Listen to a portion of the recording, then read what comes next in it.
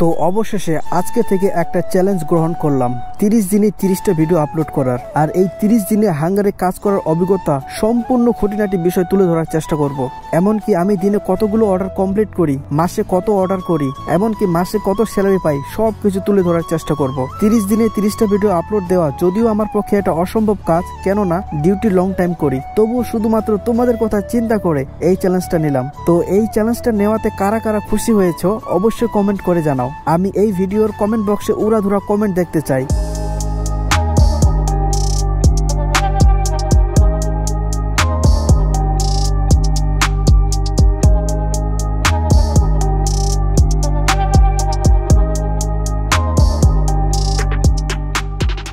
আমি finally customer লোকেশনের কাছাকাছি চলে এসেছি, আর মাত্র 1.5 কিলোমিটার।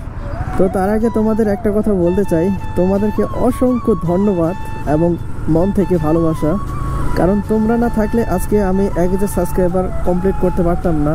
যা কিছু হয়েছে শুধুমাত্র তোমাদের জন্য, তাই তোমাদেরকে মন থেকে অসংখ্য অসংখ্য ধন্যবাদ। তোমরা এভাবেই আমাকে সাপোর্ট করতে থাকো এবং আমি আশা করছি এবং তোমাদেরকে কথা দিচ্ছি যে নিয়মিত তোমাদেরকে ভালো কিছু দেওয়ার চেষ্টা করবো, যাতে তোমরা কিছু শিখতে পারো আমার কাছ থেকে।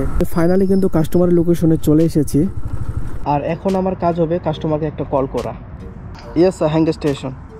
ওকে, নাম্বার 8 হ্যাঁ? Number 8, yes okay. তো কাস্টমার কিন্তু হাউস নাম্বার অলরেডি এখানে লিখে দিয়েছে, নাম্বার 8। তোমরা এভাবে দেখতে পাবে না, বাট এখানে লেখা আছে হাউস নাম্বার 8।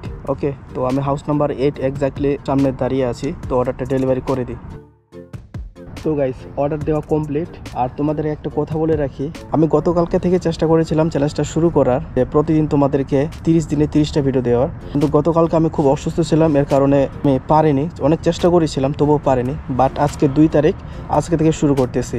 আজকের ব্লগ কালকে পেয়ে যাবে, কারণ আমি কাজ শেষে এডিট করে তারপর আপলোড দেবো। অর্ডারটা এখন ড্রপ আপ দিয়ে দিচ্ছি, আর এখন চলে যাব সরাসরি আবার খবরে।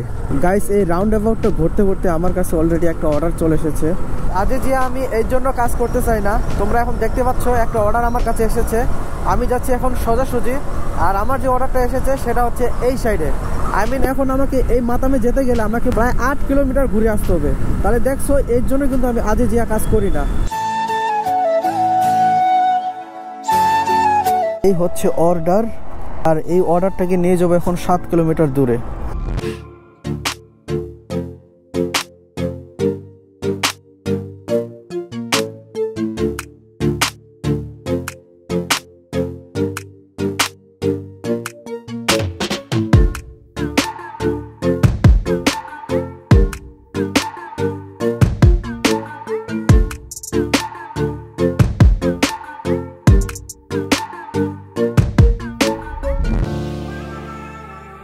তো গাইস, ফাইনালি আমি আবারও চলে আসলাম কাস্টমারের লোকেশনে।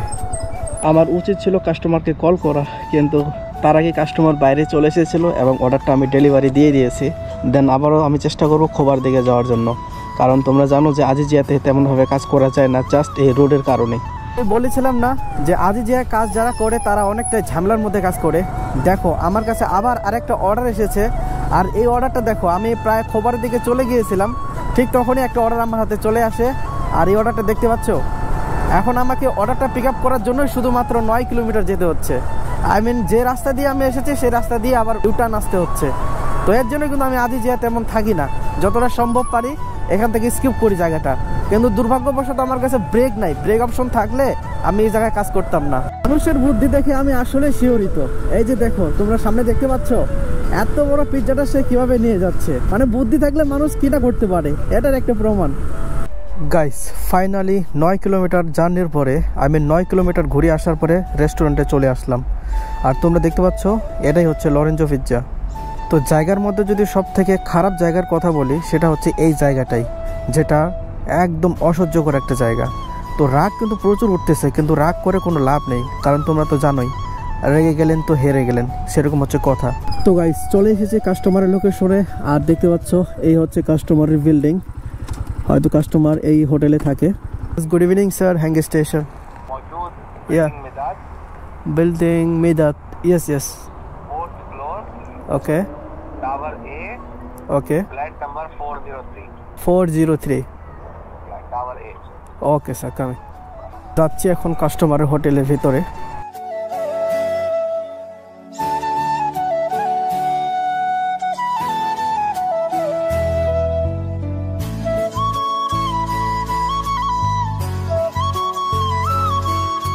তো ফাইনালি গাইস অর্ডারটা দিয়ে দিলাম।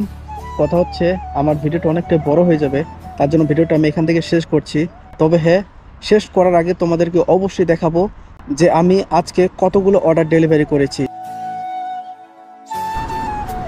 তো গাইস সিভ আমার শেষ, এখন বাজে তোমাদেরকে যদি টাইম আমি দেখাই, এইমাত্র ডিউটি শেষ করলাম, দেখতে পাচ্ছ এখন বাজে 3টা 18 মিনিট।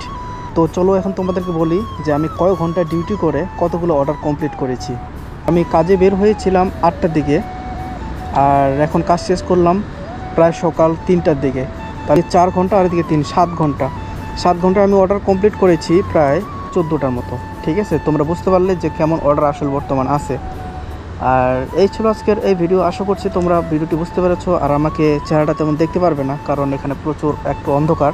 ঠিক আছে, আর ক্যামেরাতে কিন্তু তেমনভাবে অন্ধকারটাকে ফোকাস করতে পারে না। ঠিক আছে, তো দেখা হচ্ছে নেক্সট ভিডিওতে। ততক্ষণ সবাই ভালো থেকো এবং সুস্থ থেকো।